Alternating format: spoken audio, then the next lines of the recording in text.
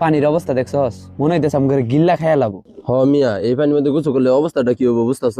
কি আর হইব, কিছুই হইব না। হ, কিছু হবো না, খালি একটা জানাজার পড়া লাগবে এই আর কি। আমি গোসল করবো, বাজি ধরবি? হ, বাজি ধরমু, কিন্তু তোমার এলাকাবাসী রাতে স্বজন কাছে মাপ চাইতে হইব। কে লিখিয়া? কে মানে? এখান থেকে গোসল করে তুমি উঠবার বাবা, এখান থেকে তোমার শেষ গোসল দিয়ে জানাজার পরে মাটি দিয়ে লাগবো। ওটা তোর চিন্তা করা লাগবো না, আমি তো কইলাম মহানি নামতাছি, তুই বাজি ধরবি নাকি এটা কো। বাজি তো ধরছি, প্রতি 200 টাকা করিয়া যাও নামো। ডুব কিন্তু আমি 100 দিমু। 100 না, তুমি 50 টাই দাও। না, আমি 200 ডুব দিমু।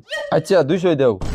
200 কিন্তু 40,000 টাকা। আমার টিয়া নিয়ে চিন্তা করা লাগবে না, আগে তোমার টিয়া বাকি পরে যদি তুমি না দিবার পাও। আমি যদি না দিবার ভাই, এই যে আমার কাছে তো টাকা নাই, এই যে মোবাইল আছে, মোবাইল দিয়ে তোরে যামুগা। আচ্ছা রাজি আমি, ডুব দাও। ঠিক আছে, বাপের জমিন বেচা টাকা ম্যানেজ করো।